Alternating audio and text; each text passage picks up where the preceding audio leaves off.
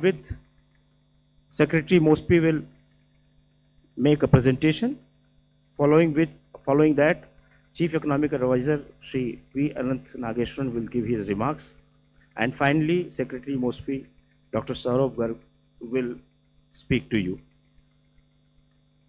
Finally, we will take questions from your side. Over to Secretary Mospi for presentation. Thank you.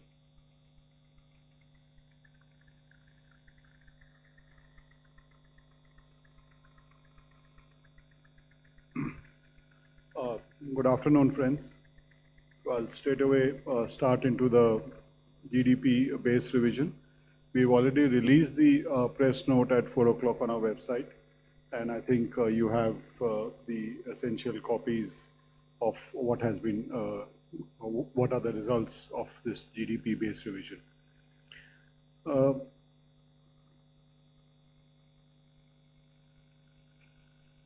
Working?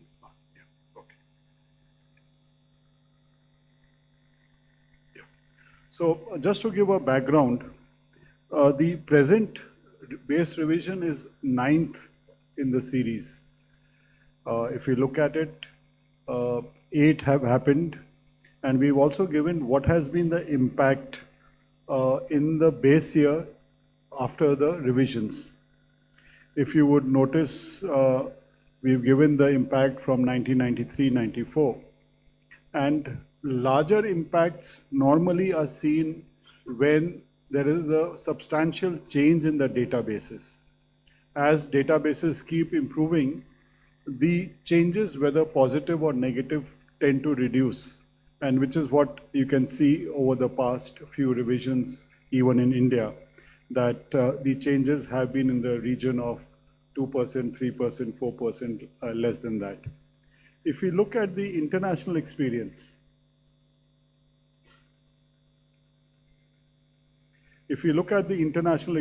also, this is, we took from the IMF. They have done an analysis of around 56 countries over the past decade who have changed their base or did the revisions of the base year. You can see that the base revisions have varied from minus 30% to more than 70%. But greater changes are seen in those countries which are still emerging and where perhaps the databases are getting strengthened over time. In countries which are more advanced, the negative or the positive changes are much lesser, which is what we want to mention and which is what we have seen even in India. What does the base revision entail? Essentially, there are 4 basic changes that happen. One is we incorporate new data sources. Second, we capture the structural changes in the economy more effectively. The third, there are some methodological improvements which are more technical and statistical in nature. And the fourth is that we ensure that if there have been any changes in international standards, changes in definitions, we incorporate that. And it is precisely these 4 activities is what has been seen in this base revision also. We also review the national estimates both on the production side and the expenditure side, which is the way we calculate the GDP. And the third area that we have given a lot more focus in this base revision is on having more granular availability of data so that the state domestic product is captured much more effectively. And also we are moving towards better estimations of the district domestic product, which we hope to work with the state governments over the next few months as we move ahead. I'll briefly just mention on each of the 4 aspects what are some of the major changes that we have done. First one is on new data sources. There are a number of changes, but I'm just highlighting 3 of them. One of them is that because of digital expansion, Digital India, we have a lot more digital data that is there. And the activities or the methods that are used to capture data have improved. One of them is that the Ministry of Corporate Affairs now mandates a form which is called MGT7 or MGT7A, which also gives for each company what are the main activities that they are engaged in. One of the criticisms that had been mentioned was that because of the way we got the information about corporates, we allocated the revenue or the profits of companies to the main activity. Now we are able to distribute it across all the activities that any corporate is actually functioning in. So therefore, we get a much more granular picture of what each sector is doing. The second thing is that up till now, we were using different indicators for the informal sector because we did not have a specific survey for the informal sector or the unincorporated sector. Now we have two. One is the ASUS, which is the annual survey of unincorporated sector enterprises, which is done annually. We've done 3 editions already. And the second is the periodic labor force survey, which we now bring out monthly data, which gives us an idea of what are the activities and occupations that people are involved in, and what are the kind of wages they're getting, and what is the kind of value addition in that. In the earlier series, we used to do it in the base year, and then use indicators to move it from year and year. Now we actually have surveys which are so much more granular, and therefore will capture these activities much more effectively. And the third is obviously the household consumption expenditure survey, which we did 2 back-to-back. And these will help us to benchmark the estimates of per capita consumption, which is what the HCES effectively does. And since we have 2 surveys, that will give us a much better picture.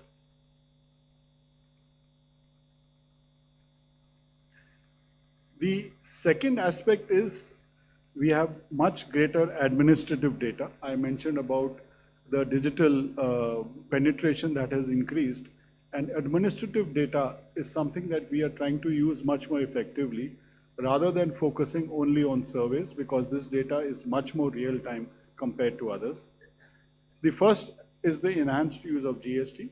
GST was not available in the last round of revision in 11-12, which has come up in 2017. And this will also help us in more ways than one. It also gives, captures not only data of the formal sector, but even in the enterprises which may be informal but have larger revenue turnovers, it gets captured in this. And the second is that it gives us much better picture of the state-wise consumption that is happening, and that will help us in the allocation of state-wise when we give the GSDP. The second is the PFMS data, which gives an idea of government expenditure right up to the village level. And this is real time, and the PFMS, the introduction of PFMS, it's actually based on expenditure that actually happens. So this public financial management system reduces the errors, reduces the time, and also ensures that effectively we are able to allocate it granularly to the state or the area in which it happens. And the third sector is we have a lot of data. For example, e-Vahan data gives us up-to-date information of what is the kind of vehicles which are on road. We have better information, in fact, from rail transport data. We have actually the number of tickets sold from which distance to which distance. We don't have to do estimations. Now it's actual data, same with air, and same with the LPG fuels. So all this gives us much regular data, granular data, and much more effective data, and therefore increases the robustness of the estimates that we make. On the methodology part, I'll just focus on 2 aspects. One is on the use of double deflation. This has been a major issue which has been raised over in various discussions and critiques which have been published. We are doing away with single deflation across all sectors. Double deflation would be there fully in the agriculture and manufacturing sector. In agriculture sector, it already was. In manufacturing, we are introducing it. Given the granularity of information that is needed and the data that is needed. And double deflation means that we are deflating the input side and the output side with separate deflators based on the products that are actually being used on the input side and the output side. We could not do double deflation earlier because that granularity of data was not there. If I can also mention that in the earlier series, we were using around 180 deflators. Now we're going to be using somewhere around 600 odd deflators, which reflects the granular deflations, and there are a mix of both CPI and WPI.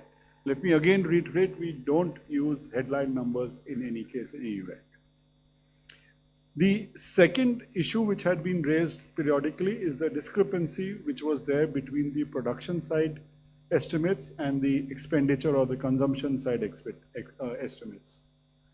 In the new series, we will be publishing supply use tables regularly, which will ensure that the discrepancies are eliminated. It's not only just reduced, they are eliminated because there will be clear supply use tables going ahead.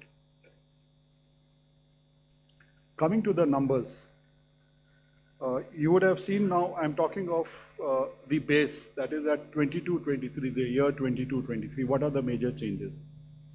At the overall level, as per the revision of numbers, the 11-12 base had the GDP of 22-23 at 268.9 lakh crores. In the new base, there's a reduction of about 2.9% at 261.2 lakh crores. Why has this reduction happened? The sector-wise detailing has been given. In the primary sector, there has actually been an increase of 6.1%, and this reflects essentially two aspects. One is that there has been a significant reduction of diesel in the agriculture sector and replaced by electricity, and more so by solar electricity, and this is the impact of the PM Kusum scheme. So that means that the value added available to farmers is increased because of reduction of the fuel costs for farmers, and that's a direct increase of farmers' income, and it's reflected out here. And the second reason is that there has been a shift to more value added agriculture, fruits, vegetables, dairy, fish, and which is also shown in the household consumption. The consumption has increased. So on both those counts, there has been actually an increase in the primary sector. The second in the secondary sector, which is manufacturing, construction, etc., we have now much greater segregation of the multi-activity corporations. So some of those activities which were actually in the secondary sector have moved to the tertiary sector because they were related to services. And we may also note that within this sector, there have been certain sectors like electricity, gas, apparel, food processing, which have actually increased.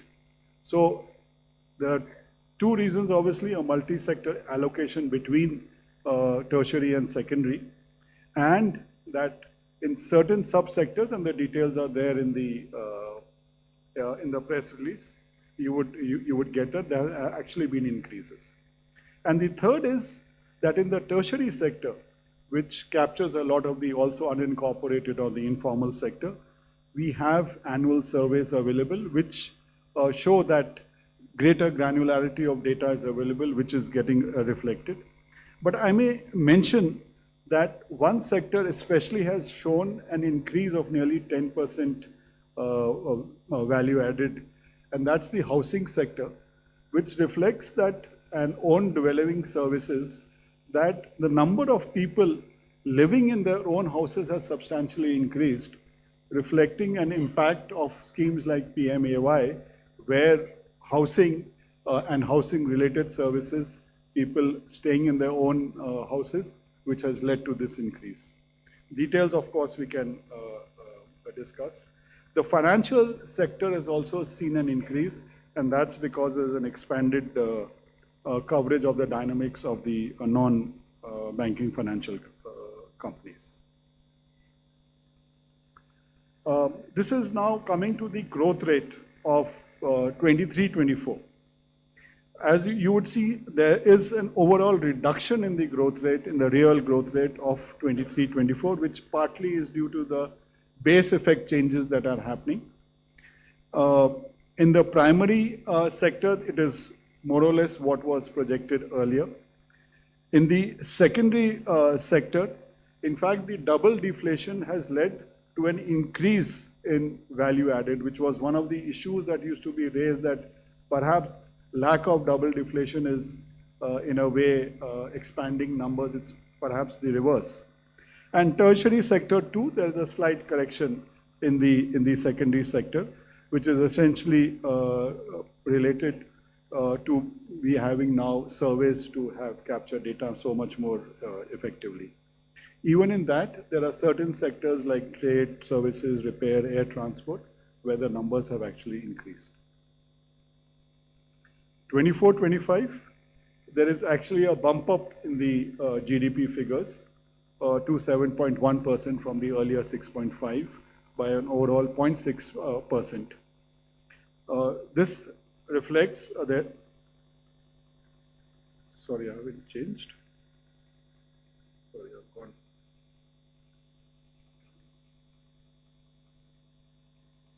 Yeah, this is okay. So this reflects this bump up there is, and it's there in all the three sectors. The reasons are similar, so I'm not getting into that, but the real GDP growth in 24-25 is actually higher than what we had initially projected.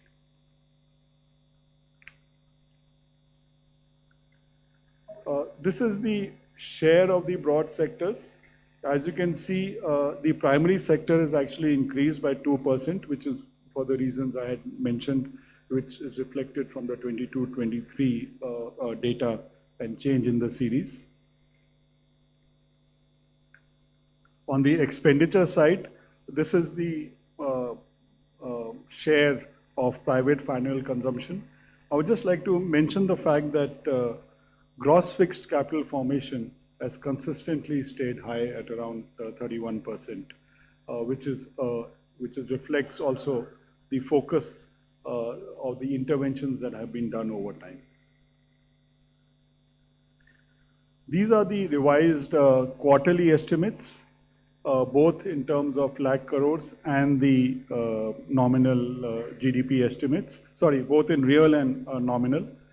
The Q3 figure is a new figure which was not there earlier. Q1 and Q2, we had the 2011-12 figures. Q3 is coming out at 7.8% with a nominal growth in Q3 at 8.9%. If you would compare, you would see that there's some changes in the nominal also, which reflects the impact of the double deflation, which has broadly been positive.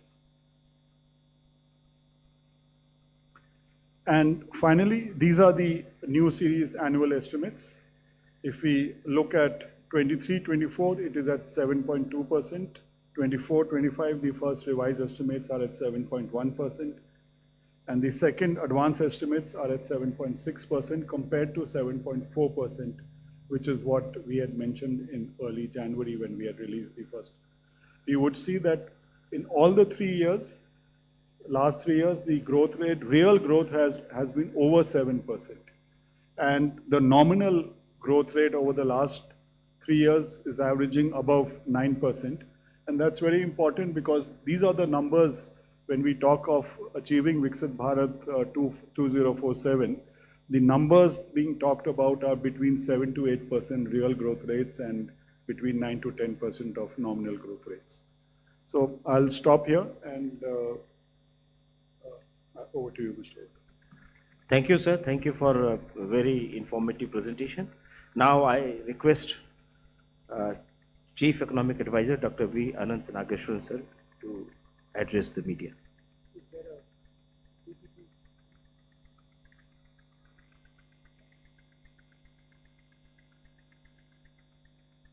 Thank you. Thank you, Dr. Saurabh Garg.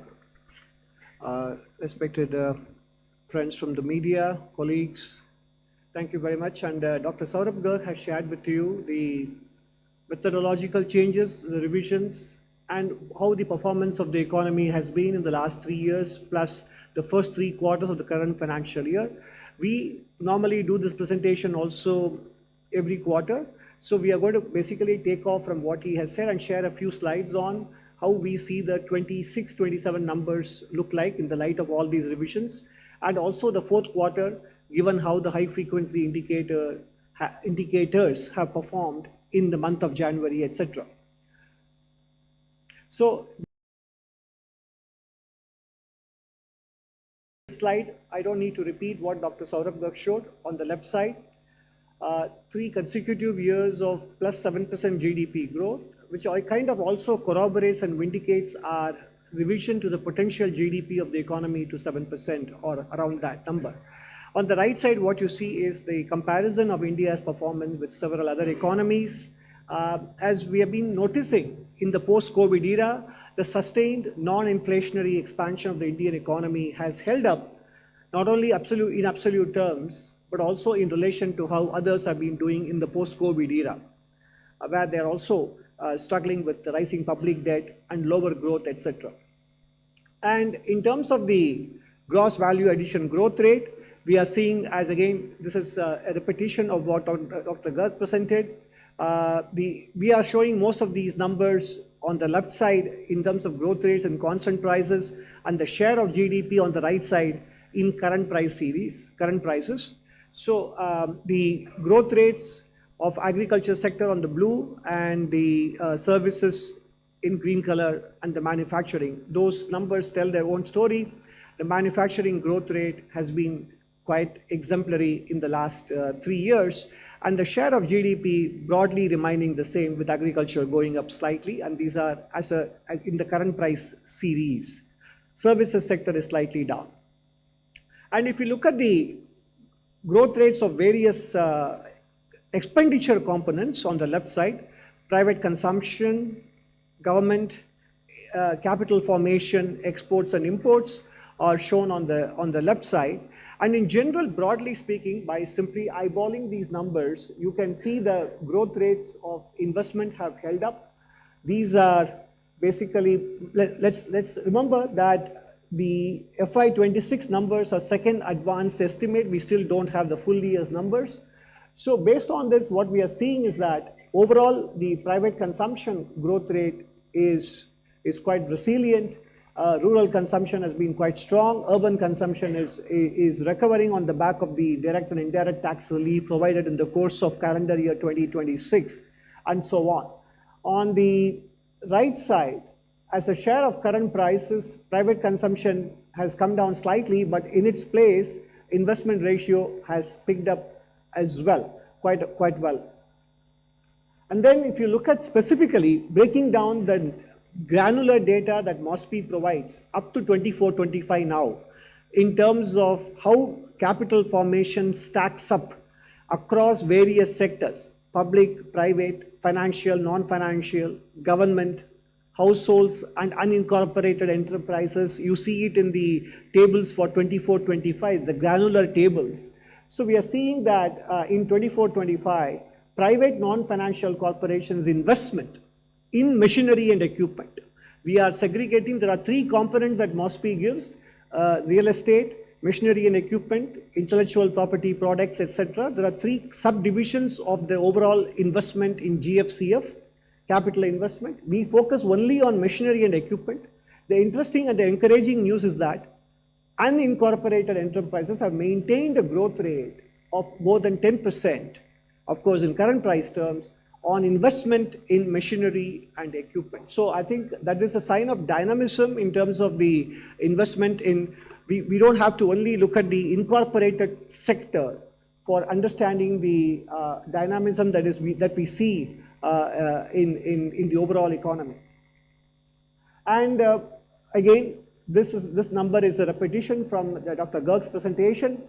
First 3 quarters, the growth rates are 8.4 and 7.8, and it doesn't take much to back out what the fourth quarter GDP growth rate number should be in order to meet the 7.6% growth rate for the full year. On that basis, the expected or anticipated growth rate has to be 7.3% or more in Q4 to be able to achieve the full year real GDP growth rate of 7.6%.